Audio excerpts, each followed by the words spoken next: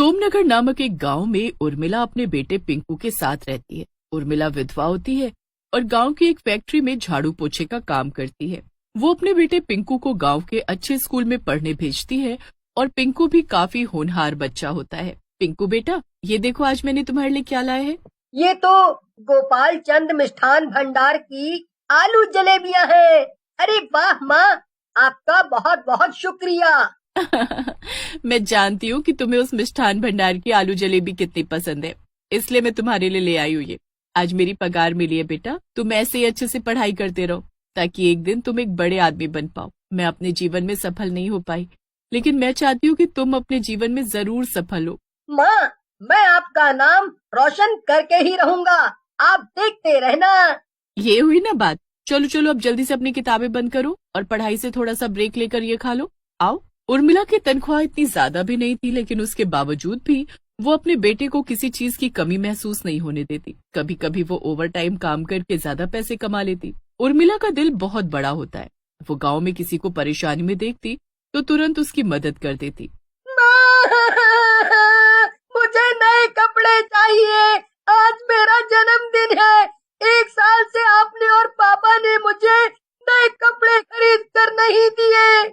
भोलू बेटा, घर के हालात ठीक नहीं है, तुम्हारे पापा के पास काम नहीं है, ऐसे में मैं उनसे कैसे कहूँ कि वो तुम्हें नए कपड़े खरीद कर दे। बताओ। अरे अरे, क्या हो गया भोलू बेटा, इस तरह रोते नहीं। तुम्हें नए कपड़े चाहिए ना? ठीक है, ये लो, ये रखो पैसे और अपनी माँ के साथ जाकर नए कपड़े खरीद लो। जन्मदिन की ढेर सारी शुभकामनाएं बेटा, भगवान तुम्हें खूब आगे तक ले जाएगा। अरे उर्मिला बहन, इस सब की क्या जरूरत थी? आपके पास भी पैसे होंगे या नहीं ये भी नहीं जानती मैं। नहीं भोलू बेटा, उर्मिला काकी को उनके पैसे वापस लौटा दो। कैसी बातें कर रही हो सविता बहन? अरे भोलू, मेरा भी तो बेटा है, हम गांव वाले नहीं परिवार वाले हैं। ये गांव एक परिवार है और आप फिक्र मत कीजिए, मेरे पास पैसे है, मेरा काम अच्छा चल रहा है। जाइए भोलू को नए कपड़े दिलाइए। इस तरह जन्मदिन के अवसर पर उसे रोने मत दीजिए। जी उर्मिला बहन, आपका बहुत बहुत शुक्रिया। जब भोलू के पापा की नई नौकरी लग जाएगी तब मैं आपको ये पैसे वापस कर दूंगी। उसकी कोई जरूरत नहीं है, ये पैसे मैंने अपनी तरफ से दिए हैं भोलू को, मुझे ये पैसे वापस नहीं चाहिए। उर्मिला ऐसे ही गांव में हर किसी की मदद किया करती। एक दिन जब पिंकू स्कूल से लौट रहा होता है तभी वो एक मैदान में कुछ बच्चों को साइकिल चलाते हुए देखता है। उन्हें साइकिल चलाते देख पिंकू का भी साइकिल चलाने का मन करता है।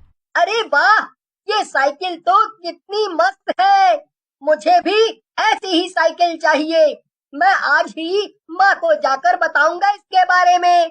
पिंकू घर जाकर उर्मिला को अपनी इच्छा के बारे में बता देता है। क्या कहा? साइकिल?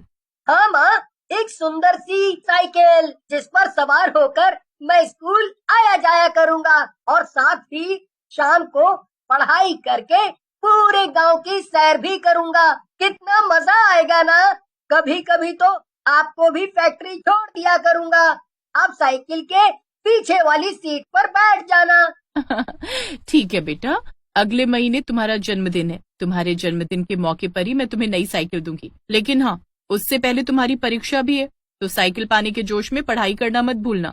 नहीं नहीं माँ, ऐसे नहीं होगा, मैं पढ़ाई पर पूरा ध्यान दूंगा, आप चिंता मत करो। जानती हूँ मेरा बेटा बहुत समझदार है, वो कभी पढ़ाई को पीछे नहीं छोड़ेगा। उसके लिए पढ़ाई सबसे जरूरी है और उसके बाद सारे काम, है ना? लेकिन एक हफ्ते बाद अचानक से उर्मिला जिस फैक्ट्री में काम करने जाती है वो बंद पड़ जाती है, क्योंकि उस फैक्ट्री को बहुत बड़ा नुकसान हुआ होता है। अब उर्मिला बहुत ज्यादा परेशान हो जाती है। हे भगवान, अब मैं क्या करूंगी? मेरा काम तो छूट गया, अब घर कैसे चलेगा? मैं अपने बेटे को कैसे संभालूंगी? और तो और अगले महीने उसका जन्मदिन है। उस मौके पर मैंने उससे कहा है कि मैं उसे एक नई साइकिल भेंट करूंगी। अब बिना काम के मैं पैसे कहाँ से लाऊंगी?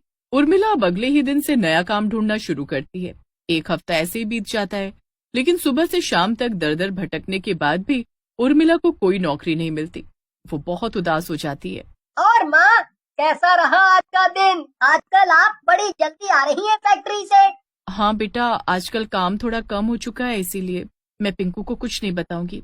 उसकी परीक्षा है कुछ ही दिनों में। इस बात को सुनकर वो चिंता करने लगेगा, जिसके चलते उसका पढ़ाई की तरफ ध्यान ही नहीं लगेगा। ना बाबा ना, मुझे जल्द से जल्द नई नौकरी ढूंढनी होगी। यूं इतनी आसानी से हार नहीं मान सकती मैं। सब ठीक होगा, सब ठीक होगा, मुझे सकारात्मक सोच रख। उर्मिला हिम्मत बांधकर अगले दिन फिर से नौकरी ढूंढने निकल पड़ती है, लेकिन उसे अब भी नौकरी नहीं मिलती। पिंकू की परीक्षा भी हो जाती है और उसके एक हफ्ते बाद उसका नतीजा भी सामने आता है। पिंकू इस बार भी पूरे स्कूल में पहला आया होता है। ये बात सुनकर उर्मिला की आंखें भर आती हैं। क्या कहा? तुम इस बार भी अव्वल आए हो? अरे वाह, मेरा होशियार बेटा। अब मैं इससे कैसे कहूँ कि मेरे पास सारे पैसे खत्म हो चुके हैं, मैं इसे खीर बनाकर नहीं खिला सकती। क्या हुआ माँ? अब बेटा, आज ना मेरी तबीयत थोड़ी खराब सी है, इसलिए मैं तुम्हें फिर कभी खीर बनाकर खिलाऊंगी। बुरा तो नहीं मानोगे ना? पिंकू बाहर खेलने चला जाता है और उर्मिला फूट फूट कर रोने लगती है। कैसी माँ हूँ मैं, अपने बेटे को एक साइकिल तक नहीं दिला सकती। नहीं, मैं अपने पिंकू की ख्वाहिश पूरी करके ही रहूंगी। अब मेरे पास एक ही उपाय है, मुझे गांव के लोगों से पैसों की मदद मांगनी होगी। माना कि मेरा पिंकू समझदार है, लेकिन हर बार मैं उसकी इच्छा को मार नहीं सकती। मैं उसके लिए साइकिल खरीद कर ही रहूंगी। उर्मिला अब गांव के लोगों के पास जाकर मदद मांगने लगती है। सविता बहन, मुझे कुछ पैसों की जरूरत थी। अब तो भाई साहब की नौकरी लग चुकी है ना, तो क्या आप मुझे थोड़े पैसे उधार दे सकती हैं? जैसे ही मेरे पास आते मैं आपको लौटा दूंगी, लेकिन अभी मेरी मदद कर दीजिए ना। नहीं उर्मिला बहन, माफ करना, लेकिन मैं आपकी मदद नहीं कर सकती। लेकिन सविता बहन, मेरी बात तो सुनिए। इससे पहले कि उर्मिला आगे कुछ और कहती, सविता उसके मुंह पर दरवाजा बंद कर देती है। उर्मिला हर किसी से मदद मांगती है, लेकिन कोई उसे 1 रुपया तक नहीं देता।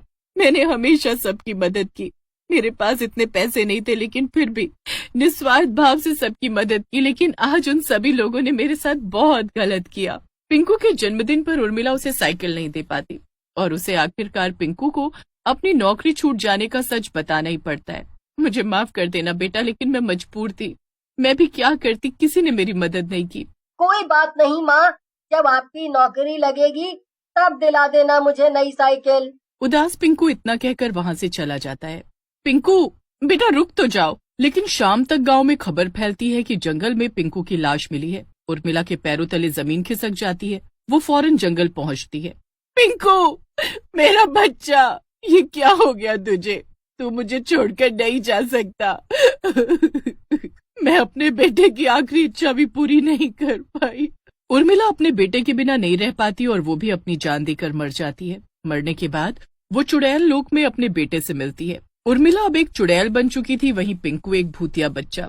पिंकू बेटा, अब मैं चुड़ैल हूँ और मैं भेस बदल कर काम करूंगी और तुम्हें साइकिल दिलाऊंगी। जो इच्छा मैं जीते जी पूरी नहीं कर पाई, अब मरने के बाद पूरी करूंगी। उर्मिला चुड़ैल अब गांव में साइकिल चुराने की ठान लेती है। वैसे भी इस गांव का भला करके मुझे धोखे के सिवा और कुछ नहीं मिला, इसलिए अब मैं साइकिल चुराऊंगी और वही साइकिल अपने बेटे को दूंगी, जिसे वो चुड़ैल लोक में चलाएगा और मजे करेगा।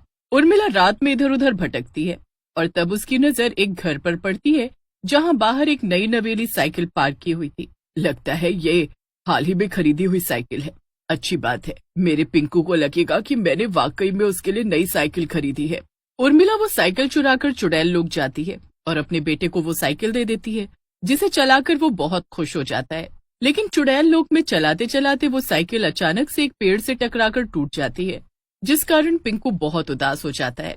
पिंकू बेटा, निराश होने की कोई जरूरत नहीं है, तुम्हारी माँ है ना, मैं तुम्हारे लिए फिर से नई साइकिल खरीद कर लाऊंगी। उर्मिला फिर से इंसानों की बस्ती में आकर साइकिल चुराने लगती है, लेकिन उस समय पिंकू भी उसका पीछा कर रहा होता है और वो अपनी माँ को साइकिल चुराते हुए देख लेता है और उसे ये सब देखकर बहुत दुख होता है। मुझे माफ कर दो बेटा, लेकिन मैं और क्या करूं? इन इंसानों की मैंने हमेशा मदद की, लेकिन जब मुझे मदद की जरूरत थी तब किसी ने 1 रुपया तक नहीं दिया। इसलिए मैंने गुस्से में सोचा कि मैं अब साइकिल चुराऊंगी और तुम्हें दूंगी, क्योंकि जीते जी मुझे कोई काम नहीं मिला। अब मरने के बाद कहाँ मिलने वाला है। नहीं माँ, ये गलत है। पापा कहते थे नेकी कर और दरिया में डाल। आपने हर किसी की मदद की, लेकिन आपने उसके बदले में उनसे फिर से कुछ चाहने की उम्मीद रखी और अब मरने के बाद आप चोरी कर रही हो। माफ कर दो बेटा, तुम्हारी बात बिल्कुल सही है। मैं अब चोरी नहीं करूंगी। मैं अब इंसानों का भेस बदल कर नई नौकरी ढूंढूंगी और मेहनत के पैसों से ही तुम्हारे लिए नई साइकिल खरीदूंगी। हाँ माँ, ये हुई ना बात। उर्मिला को अपनी गलती समझ आ जाती है और वो इंसानी भेस बदल कर नई नौकरी ढूंढती है। 15 से 20 दिनों में उसे एक अच्छी नौकरी मिलती है, जिसके बाद वो मेहनत के पैसों से अपने बेटे के लिए नई साइकिल खरीद ही लेती है और पिंकू उस साइकिल को पूरे चुड़ैल लोक में चलाता है और खूब मजे करता है।